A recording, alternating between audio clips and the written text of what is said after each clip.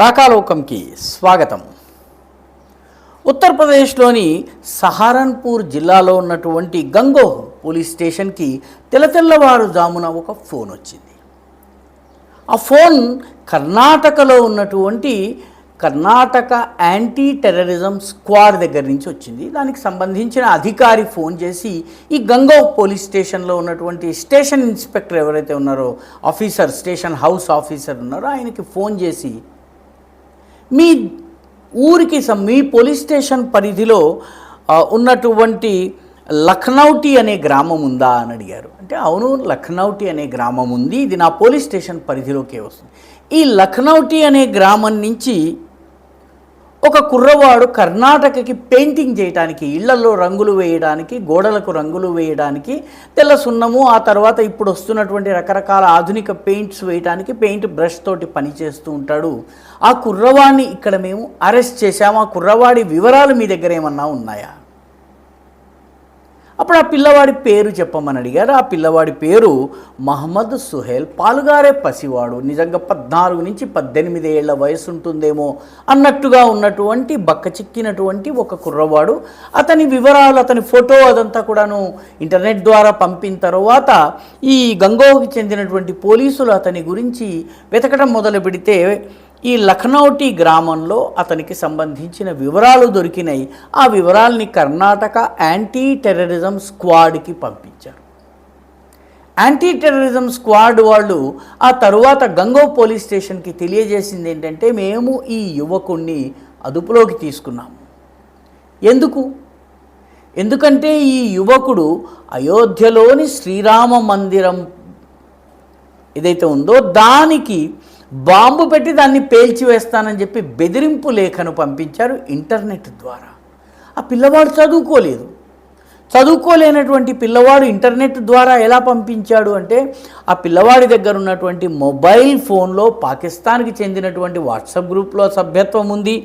Online Islamic radical గ్రూపులతోటి అతను రెగ్యులర్గా మాట్లాడుతున్నాడు, అతను వాయిస్ మెయిల్స్ పంపుతున్నాడు. దీంతోపాటు అతను అనేక ఆయుధాలకు సంబంధించినటువంటి ఫోటోగ్రాఫ్స్ ఆయన దగ్గర, వివరాలు, వాటి యొక్క రేంజ్ ఎంత, అవి ఎన్ని బ్యారెల్ గన్స్, అవి తర్వాత దాని బుల్లెట్లు ఏ పరిమాణంలో ఉంటాయి, వీటికి సంబంధించినటువంటి వివరాలన్నీ కూడాను అతని ఫోన్లో ఉన్నాయి. ఇంతకీ మహమ్మద్ సుహైల్ అనే అతన్ని అరెస్ట్ చేసింది ఎక్కడి నుంచి? మహమ్మద్ సుహైల్ని కర్ణాటకలో ఉన్నటువంటి దావణగెరే నుంచి అరెస్ట్ చేశారు.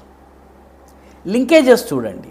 ఉత్తరప్రదేశ్లోని సహారన్పూర్ జిల్లాలోని గంగోహ్ పోలీస్ స్టేషన్లో ఉన్నటువంటి లఖనౌటికి చెందినటువంటి పిల్లవాడు ఇళ్లకు రంగులు వేయడం కోసం కర్ణాటకకు వచ్చాడు. మన దగ్గర కూడా హైదరాబాద్, విజయవాడ వంటి పట్టణాల్లో ముఖ్యంగా సహారన్పూర్ నుంచి వచ్చినటువంటి వాళ్ళు 2 వృత్తులలో ఉంటారు.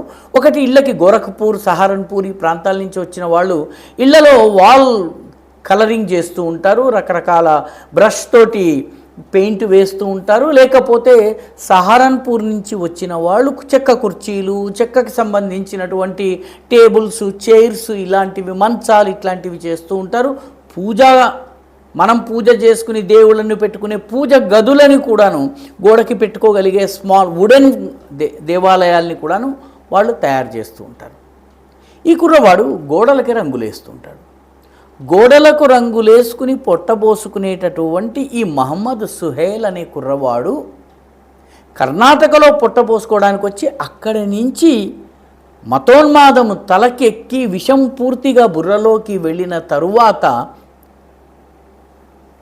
రామమందిరాన్ని పేల్చేస్తాము, బాంబు పెడతామని చెప్పి, పలానా రోజున బాంబు పెడతామని చెప్పి బెదిరింపు లేఖని అయోధ్యకి రాయగలిగాడు.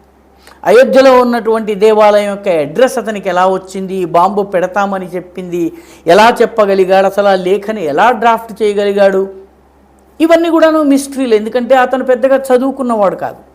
వాస్తవానికి పెయింటర్గా పనిచేస్తున్నటువంటి ఈ వ్యక్తి అరెస్ట్కి కారణం ఏంటంటే, కర్ణాటకలో ఇంకో 2 యువకులు 2-3 రోజుల ముందు అరెస్ట్ అయ్యారు. ఒక యువకుడు 22 ఏళ్ల వాడు, అతని పేరు జమీల్ ఖాన్. ఇతన్ని దావణగెరే నుంచి అరెస్ట్ చేశారు. ఇతను కూడాను రాడికల్ గ్రూప్స్తో సంబంధం ఉంది, పాకిస్తాన్లో ఉన్నటువంటి ISI గ్యాంగ్స్తో సంబంధం ఉంది. అల్ ఖాయిదాకి సంబంధించిన దానికి మద్దతు ఇచ్చేటటువంటి ఆన్లైన్ వాట్సాప్ గ్రూపుల్లో, టెలిగ్రామ్లో వాటితో సంబంధం ఉంది కాబట్టి ఈ జమీర్ ఖాన్ని అరెస్ట్ చేశారు దావణగిరి నుంచి. అదే రోజు జూన్ 4వ తారీఖున అల్లా బక్ష్ అనేటటువంటి కుర్రవాడు, అతను 24 ఏళ్లవాడు, అతన్ని తుమ్కూరు నుంచి అరెస్ట్ చేశారు. ఈ ఇద్దరిని ప్రశ్నించినప్పుడు ఈ ఇద్దరూ కూడాను ఈ సుహైల్ పేరు చెప్పారు. వీళ్ళిద్దరూ కర్ణాటకకి చెందిన వాళ్ళు, ఒకడు తుమ్కూరుకి చెందినవాడు, ఒకడు దావణగిరికి చెందిన వాళ్ళు. వీళ్ళని అరెస్ట్ చేసి వాళ్ళ యొక్క రాడికల్ గ్రూప్స్ ఏవైతే వాట్సాప్లో ఉన్నాయి, పాకిస్తాన్తో ఉన్న సంబంధాలు, బాంబుల తయారీ, తుపాకులు, వీటికి సంబంధించిన సమాచారం వాళ్ళ యొక్క వాట్సాప్ చాట్స్లో కానీ వాళ్ళ ఫోన్లలో కానీ దానికి సంబంధించిన సమాచారం ఉండేటప్పటికి, ప్రశ్నించేటప్పటికీ ఈ మహమ్మద్ సుహైల్ పేరు చెప్పారు. ఈ మహమ్మద్ సుహైల్ని పట్టుకోవడానికి పోలీసులు వచ్చేటప్పటికి అత్యంత అమాయకుడుగా నోట్లో కాస్త పొగాకు దట్టించి పెయింట్ వేసుకుంటూ దొరికాడు.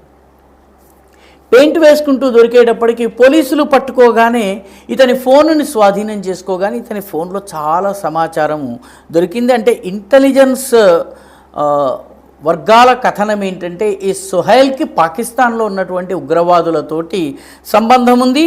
అనేక ఆన్లైన్ రాడికలైజేషన్, మతోన్మాదాన్ని పెంచి పోషించి, భారత వ్యతిరేకతను పెంచి పోషించేటటువంటి పాకిస్తాన్ అనుకూల మతోన్మాద ఇస్లామిక్ గ్రూపులకు అనుకూలంగా పనిచేసేటటువంటి గ్రూప్స్లో ఈ అబ్బాయి సభ్యుడు.